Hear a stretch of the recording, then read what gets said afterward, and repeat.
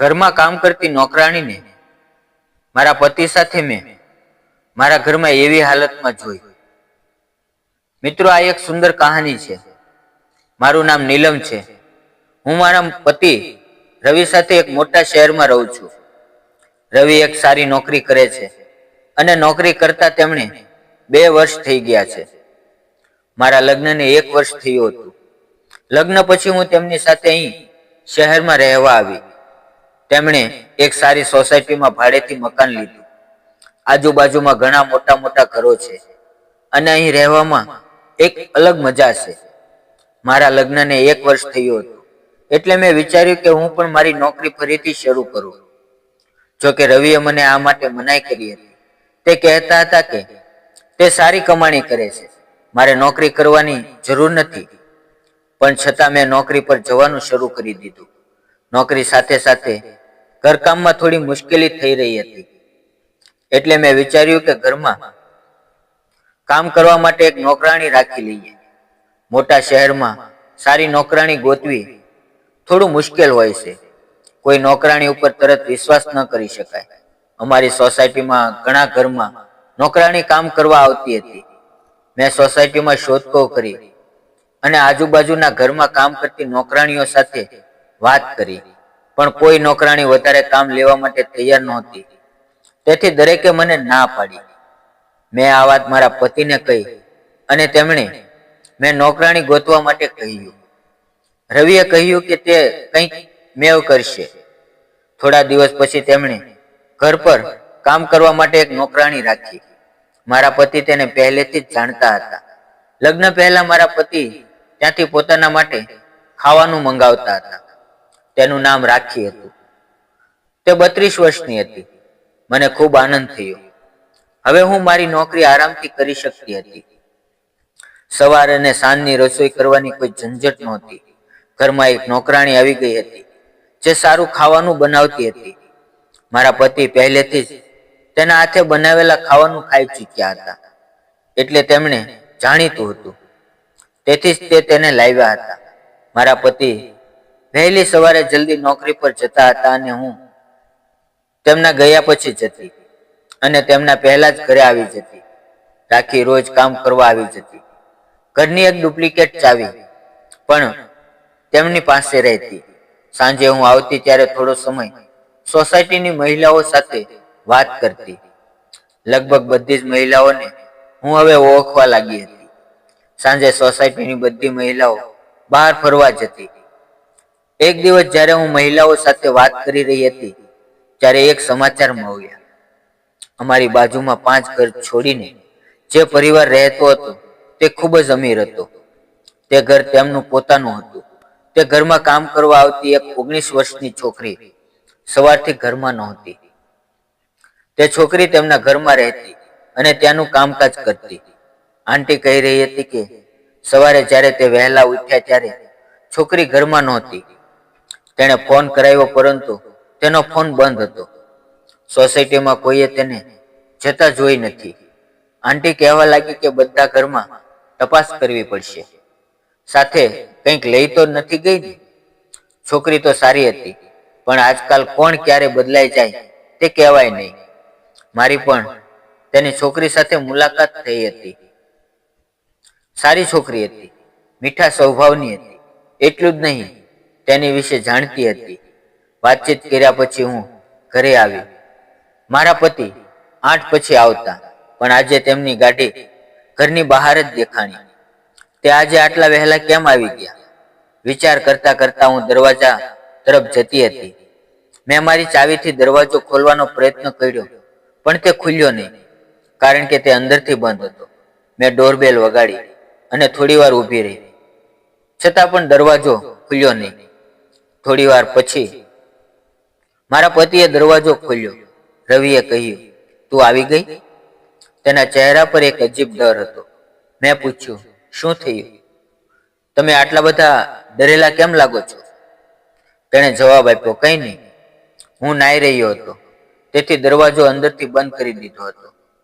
ડોરબેલનો અવાજ કાન સુધી આવ્યો નહીં. તેમની વાત સાંભળી હું બેડરૂમમાં ગઈ. સવારથી બહાર હતી તેથી મને ખૂબ થાક લાગ્યો હતો. બેડરૂમનો દરવાજો બંધ કરવાનું હું ભૂલી ગઈ. તેથી તે પવનથી હલતો હતો. દરવાજો ખુલ્લો હતો. મારા બેડરૂમના અરીસામાંથી અમારા હોલના બાથરૂમનો ભાગ દેખાય છે. હું અરીસાની સામે ઊભી હતી અને મારો મેકઅપ ઉતારી રહી હતી. મને અચાનક તે છોકરી અરીસામાં દેખાઈ અને તે અમારા હોલના બાથરૂમમાં હતી. મારા પતિ પણ તે બાથરૂમમાં ગયા જ્યાં તે છોકરી પહેલેથી અંદર હતી. આ બધું જોઈને મને વિશ્વાસ જ ન થયો. અચાનક પવનના કારણે મારા બેડરૂમનો દરવાજો બંધ થઈ ગયો. હવે હું બહાર કંઈ જોઈ શકતી નહોતી. હું મારા માથા પર હાથ મૂકી બેડ પર બેસી ગઈ. હું વિચારી રહી હતી કે બહાર જઈને જોઉં કે જે કંઈ મેં જોયું તે બધું સાચું છે કે ખોટું છે. ધીમે ધીમે મેં બેડરૂમનો દરવાજો ખોલવાનો પ્રયાસ કર્યો. જ્યારે મેં દરવાજો ખોલ્યો તો બાથરૂમનો દરવાજો ખુલ્લો હતો, પરંતુ મારા પતિ અને તે છોકરી ત્યાં નહોતા. હવે મારી સ્થિતિ વધારે ખરાબ હતી. હું તમને સમજાવી પણ શકતી નથી. હું વિચારતી હતી કે મારા પતિ તે છોકરીને કેવી રીતે ઓળખે છે અને તે છોકરી મારા પતિ રવિ સાથે શું કરી રહી હતી અને હવે મારા પતિ તેને લઈને ક્યાં ગયા છે. મેં વિચાર્યું કે હું તેને ફોન કરું. મેં તરત ફોન કર્યો. તેણે થોડા સમયમાં ફોન ઉઠાવ્યો. મારા કંઈ પણ પૂછ્યા પહેલા જ તેણે કહ્યું કે મારે થોડું કામ આવી ગયું છે, હું થોડી વાર પછી આવીશ. આટલું કહેતા તેણે ફોન કાપી નાખ્યો. તે મારા મોઢે ખોટું બોલી રહ્યો હતો. તેણે એવું તે શું કામ હતું કે તેને મારી સાથે ખોટું બોલવું પડ્યું. હું મારા આંસુ રોકી રહી હતી અને મારા દિલને સમજાવી રહી હતી કે મારે તેની સાથે બેસીને વાત કરી લેવી જોઈએ. વધારે વિચારવાની જરૂર નથી. કદાચ કંઈક બીજું જ હશે. પણ મારા મનમાં એક જ વિચાર હતો કે મેં તે છોકરીને અરીસામાં જ જોઈ હતી. થોડી વારમાં અમારી નોકરાણી રાખી પણ આવી ગઈ. તેણે મને ચિંતિત અવસ્થામાં જોઈ તો પૂછ્યું, મેડમ શું થયું? મેં તેને કહ્યું કંઈ નહીં અને મારા રૂમમાં જતી રહી. મારા પતિ 2 કલાક પછી ઘરે આવ્યા. તેમની સામે જોઈ મને ગુસ્સો આવતો હતો. મેં પૂછ્યું, તમે ક્યાં ગયા હતા? તે બોલ્યા, અચાનક થોડુંક કામ આવી ગયું હતું એટલે હું ઓફિસે ગયો હતો. તે મને ફરીથી ખોટું બોલી રહ્યા હતા. મને ખૂબ ગુસ્સો આવી રહ્યો હતો, પરંતુ મેં મારા ગુસ્સા પર કાબુ રાખ્યો કારણ કે ઘરમાં રાખી હતી. હું નથી ઈચ્છતી કે આ વાત બહાર જાય. મેં વિચાર્યું કે રાત્રે હું રવિ સાથે વાત કરીશ. અમે ભોજન માટે ટેબલ પર બેઠા હતા. રાખી ભોજન લાવતી હતી. જમવાનું લાવ્યા પછી રાખી બોલી, સાહેબ તમે આજ ખૂબ સારું કામ કર્યું. રવિએ કહ્યું, તું પછી વાત કરજે. મેં પૂછ્યું, તું શું બોલી રહી છે? રાખીએ જવાબ આપ્યો કે મેડમ તે છોકરી જે આપણા પાડોશમાં રહેતી અને કામ કરતી હતી. મેં વચ્ચે જ કહ્યું, હા, સોસાયટીમાં તે સવારથી ગાયબ છે. તે ક્યાં છે? રાખી જણાવ્યું કે તે નાના ગામમાંથી આવે છે. ઘરની સ્થિતિ સારી ન હોવાથી તેને કામ કરવું પડે છે.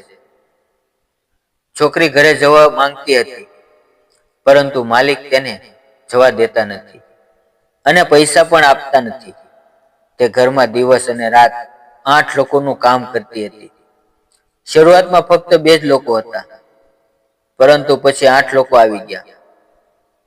જ્યારે તેણે કામ છોડવાની અને જવાની વિનંતી કરી ત્યારે તેના માલિકે કહ્યું કે તું નહીં જઈ શકે જ્યાં સુધી અમે બીજી કોઈ મહિલા કામ કરનાર ન ગોતી લઈએ. તેમણે પૈસા પણ આપતા નહીં. કામ કરનાર ગોતવાની મુશ્કેલી છે, તે પણ મોટા પરિવાર માટે. તે છોકરી કોઈ પણ રીતે જવા ઈચ્છતી હતી. ઘરની માલકીન તેની ઉપર નજર રાખતી હતી. તેની હાલત વિશે મને ખબર પડી. તે દિવસે સવારે તમારા ગયા પછી તે અહીંયા આવી અને રડી રહી હતી. મેં માલિકને આખી વાત જણાવી. હું સાહેબને વધુ જાણું છું એટલે મેં તમને નહીં સાહેબને જણાવ્યું. મેં તેની મદદ કરવાનું કહ્યું. સાહેબ તેને બસમાં બેસાડીને હવે આવી ગયા. રવિએ કહ્યું, આજે ઓફિસથી વહેલો આવ્યો. જ્યારે હું આવ્યો ત્યારે તે બાથરૂમમાં છુપાયેલી હતી. તે ડરી રહી હતી. હું તેની સાથે વાત કરી રહ્યો હતો. અચાનક તું આવી ગઈ અને તે ફરી બાથરૂમમાં छिपाઈ ગઈ. આ બધું એટલું ઝડપથી થયું કે તને જણાવવાનો સમય ના મળ્યો. પછી હું તેને લઈને બસ સ્ટેન્ડ પર ગયો. તારો ફોન આવ્યો ત્યારે મેં વિચાર્યું કે ઘરે જઈને આરામથી વાત કરું. છોકરી સીધી હતી. તે આનંદમાં હતી કે પોતાના ઘરે જઈ રહી છે. રાખી અને રવિની વાત સાંભળી મને વિશ્વાસ જ ન થયો. રાખીએ કહ્યું કે આ ગામમાંથી શહેરમાં કામ કરવા આવતા લોકો પણ માનવ છે, પરંતુ મોટા લોકો ક્યારે સમજી શકશે? તે પોતાના સ્વાર્થ માટે તેની પાસે ઢોરની જેમ કામ કરાવે છે. આ વાતને વિચારીને મારા દિલને એક રાહત મળી. મેં વિચાર્યું કે હું મારા પતિ વિશે ખોટું સમજતી હતી. તેણે એક સીધી અને ગરીબ છોકરીની મદદ કરી છે. મેં રાખીને કહ્યું, જો હવે ક્યારેય તને આવી સ્થિતિમાં કોઈ છોકરી જોવા મળે તો તું મને નિખાલસ રીતે કહી શકે છે. દરેકને પોતાની રીતે જીવન જીવવાની આઝાદી છે. તેથી મિત્રો, તમને મારી આ વાર્તા કેવી લાગી? જો સારી લાગી હોય તો એક સુંદર કોમેન્ટ જરૂર આપો. આવા વિડીયો જોવા માટે ચેનલને સબસ્ક્રાઇબ જરૂર કરો. ધન્યવાદ મિત્રો. ફરી મળીએ આવતીકાલે. ત્યાં સુધી આવજો.